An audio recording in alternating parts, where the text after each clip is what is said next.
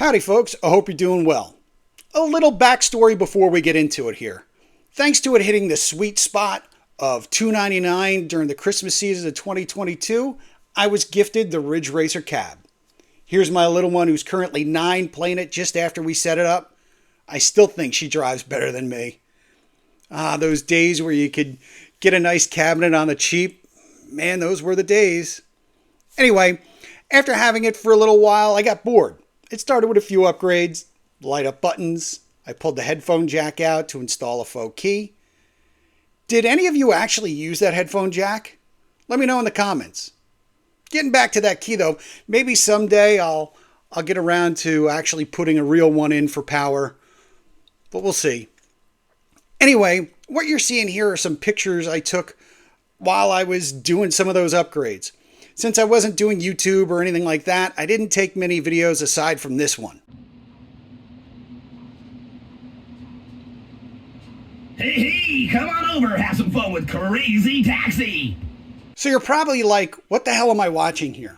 Well, during my audio testing, I was shooting videos of it and posting it to Buy Stuff's Facebook group just to show folks what I was doing. Welcome to my basement, by the way. So I'm kind of an audio geek. Certainly not an audiophile, but I'm into fidelity, but I also like it loud.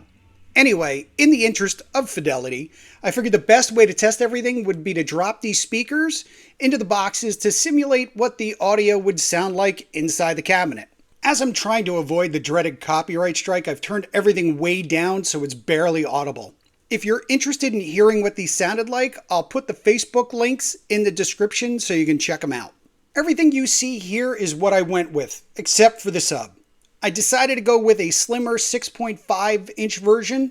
Again, a link for it and everything else that I used in this video will be in the description. Next up, I'm going to show you the process I took to install the speakers, but I don't want to waste a lot of time on it since it's just pictures. So if you feel like I'm rushing through some of this, that's why. I just want to run through the prologue as quickly as possible because I feel it's beneficial, but I want to keep it moving to get us to where we actually have footage of the upgrades. But before that, I want to remind you that if you are going to drink and drive, please do it at home on your Ridge Racer cabinet. Thank you.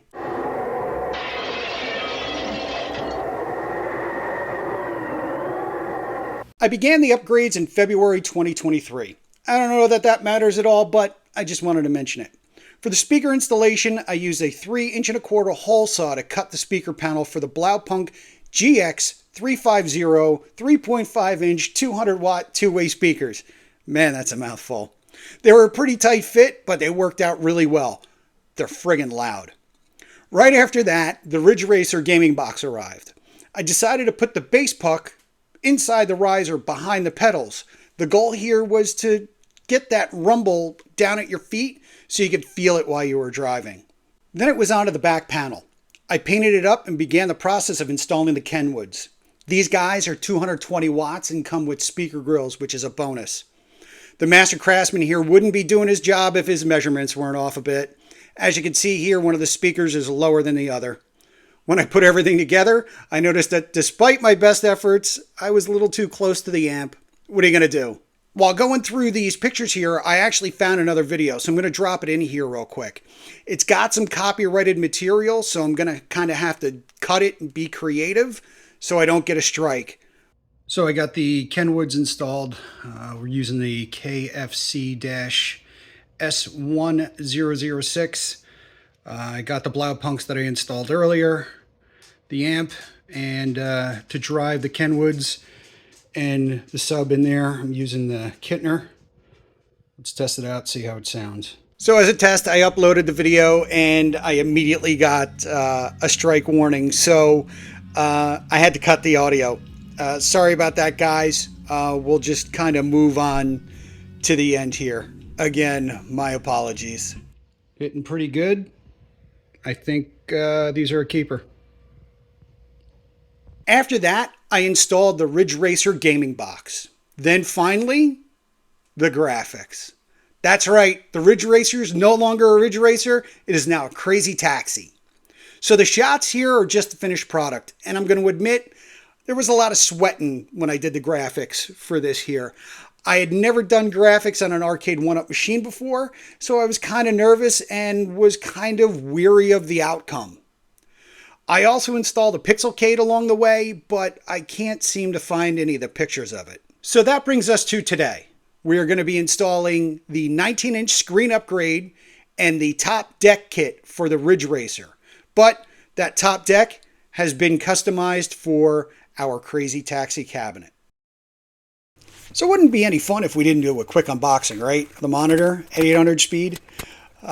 As we get inside the box here, we're going to find the instructions for the stock PCB. We're not going to use the stock PCB, but it's nice that they include them. But also in here is the wiring for the IR sensors, just in case we get light gun games down the road. I'm hoping that with the PC build that we'll actually get light gun games for the Crazy Taxi here. Now, here are the IR sensors on this glorious 19-inch screen. So we're going to get it unpackaged here, and we'll get it cleaned up and ready for installation.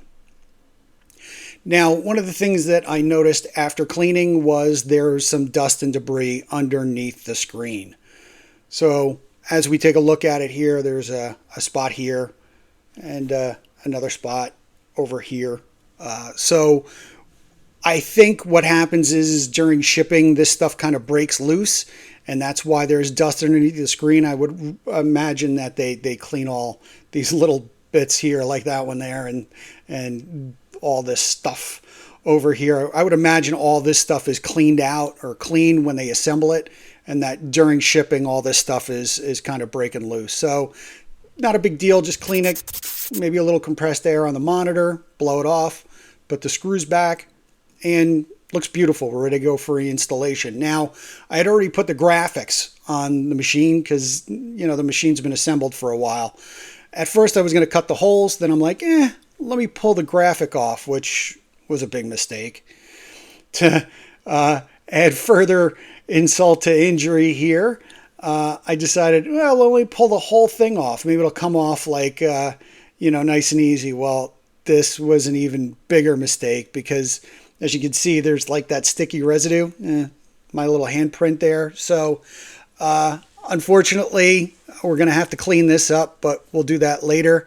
Now we're just going to pull the screws out from the monitor. Then instead of pulling the control deck, I just pulled the screws from the mounting plate there so we could pull the side off. Was a little tough, but eventually it was no big deal. Side comes off pretty easy with a little wiggle. Now we got to get back inside the machine and get the other screws down at the bottom. With the screws out, we can pull the monitor and head back to the bar. We obviously are going to remove these brackets here. Then we're going to attack the HDMI board, which goes pretty quick at 800 speed. Carefully remove the wiring. Now we move on to the new panel. Pull the tape, put the HDMI board on top, and we plug everything in. Obviously, we're going to take care and take it easy with this part. Make sure that when you plug the wiring in that the red wiring is facing away or outside of the system board. We then go ahead and put the brackets back on. Now we get to the IR sensors. You'll notice that there's longer pieces of wiring and shorter pieces of wiring. Now, they just click right in. They go in one direction, which is what I'm trying to show you here. And you just click in, nice and easy. Pop them all into place. And we're done. Now, this part kind of sucked. I forgot to pull the screw out of the other side of the cabinet because we're replacing that top little deck piece, right? So this was kind of a pucker moment for me because we're trying to move everything without having the cabinet collapse. So just a quick cut here to get to that screw. Pull the screw out while holding that plate in place. Now we can pop the plate out. We're going to drop the monitor back into place. The new one, that is. This part kind of sucks because there's a lot of wiring. Just got to move everything around and you get a shot of my big ass head. Now you'll notice that if you order one of these, it comes with different screws. I don't know if the screws are shorter. I believe they're shorter, but we're going to take this wooden dowel. We're going to pull out the old dowels and we're going to drop the deck in with that one dowel. So that pops into place there. We'll get the deck screwed in place once the side panel gets cleaned and we reinstall it. Now, when it came to installing the monitor, I had a few issues getting everything lined up. I found that the screws on the top of the monitor were impeding my ability to get everything to fit in place properly and snugly. I can't say why this is. I know that sometimes things change in manufacturing, maybe measurements were off, but it wasn't a big deal in the end. It's not like the plexiglass was flopping all over the place once I locked everything down. Now came the fun part, the cleanup, getting all the residue off. Now you're probably asking me or asking yourself, why the hell are you using Goof Off? Alcohol takes this stuff off. In this case, it didn't. When I tried alcohol and a hair dryer, it just wasn't loosening anything up. So I had to use the Goof Off, let it sit for a few minutes, rub it around on there, let it sit, and then I was able to scrape and pull everything off. You'll notice too that I'm using my mod mat to protect the bar. You know, solvents, cutting things, this mat just takes all of it. It's not like Gamers Nexus is paying me to say this stuff about the mod mat, but if you need to protect an area, it's definitely worth getting. After Windexing it a half a dozen times to make sure there was no Goof Off residue left on the side panel, it was time to move it over to the machine. So I just set it here for a second. We're going to kick it into 800 speed. All we have to do now is put the bits and pieces that fell out back into place after we moved everything around. So once I got everything put back into place, I tossed a couple screws in there to make sure it stayed in place. Next came the wiring for the top control deck there. We've got a left button, a right button, and a Y button. I know it's kind of tough to see here, but I zoomed in as best as I could so you could see how I had the wires labeled. Now, these wires go into the control board only one way. The control board is labeled, which makes it easy. The top deck, the wiring, you're going to want to refer to the wiring diagram that comes with the deck as to what the corresponding wires go to, but fairly nice and easy, fairly simple. Again, wires go in only one way, so that makes it easy, minimal screw up, right? Next came the fan. So I noticed my gaming box was kind of getting hot, and these fans were recommended by Buy Stuff. I believe you can order them now as part of the game box, but it's simple. Pull the double-sided tape off the back of the fan. Well, maybe not so easy. It's nice and easy at 800 speed, but once you get the double-sided backing tape off, just give it a good push.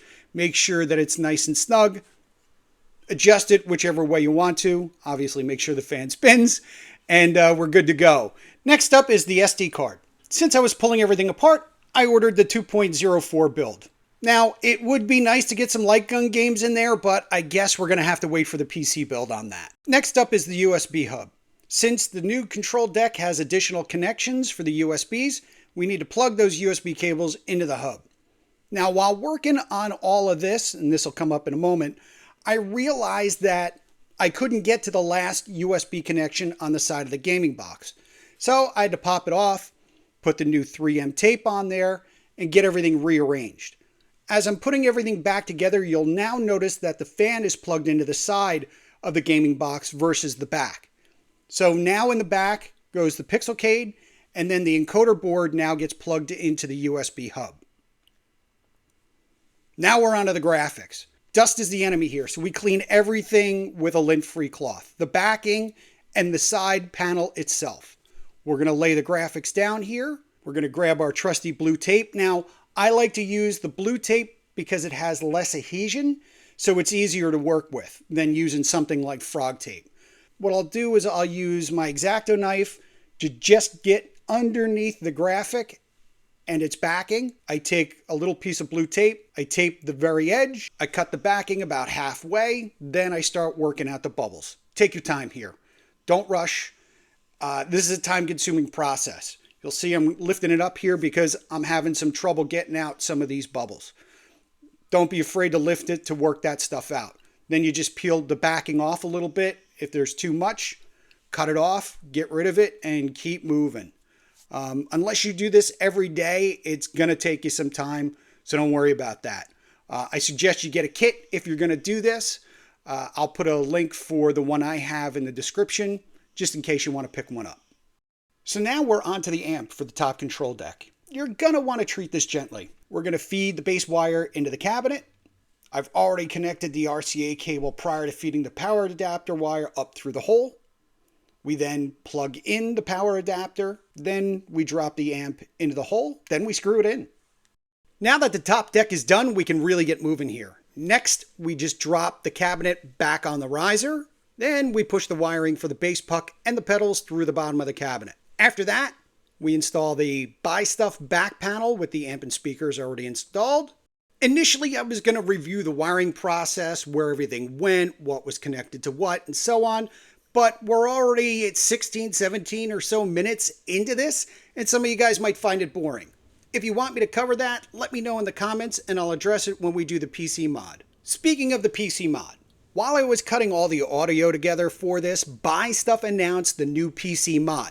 If you haven't seen any of the videos, I'll leave links to them, plus a link to the website if you want to check it out. Even with it done and neatened up, it still looks like a rat's nest.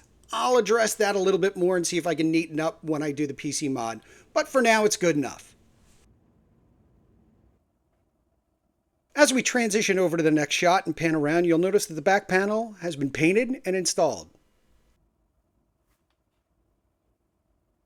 If you've seen any of my previous videos, you know I'm not a fan of the raw wood look on the back panel. I know nobody sees it, but it has to be done. When it comes to that screw hole I had to cut, I got lazy and I picked up some Capcom Legacy Street Fighter Turbo Yoga Flame screw caps on eBay. Jesus, that was a mouthful. I just didn't want to do another graphic, and it doesn't look too bad, so fuck it. With everything back together, now it's time to boot it up and make sure it works. I've sped up the sequences a bit. As you can see, the camera is picking up the light on the IR sensors, but they're not visible to the naked eye. Not that I want to drag this out any longer than I already have, but I feel it wouldn't be fair if I didn't show you at least a little gameplay. As you can see, first up is Outrun. Get ready. Sorry for the shaky shots. The cabinet sits on a floating floor, so things have a tendency to bounce around a little bit here and there. Sorry about that.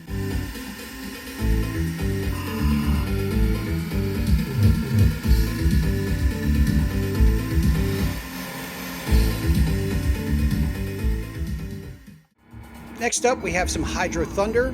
This one's one of my favorites. I would have done Little Crazy Taxi, but I was concerned that I'd get a copyright strike. So, Hydro Thunder it is. I guess I gotta dial back the sub a little bit. There's quite a little bit of distortion there. Hydro Thunder! Again, I've sped up portions of the startup sequence so we can get to the good stuff. Thunder Park! Choose your boat! Midway! 3, 2, 1, go, go, go!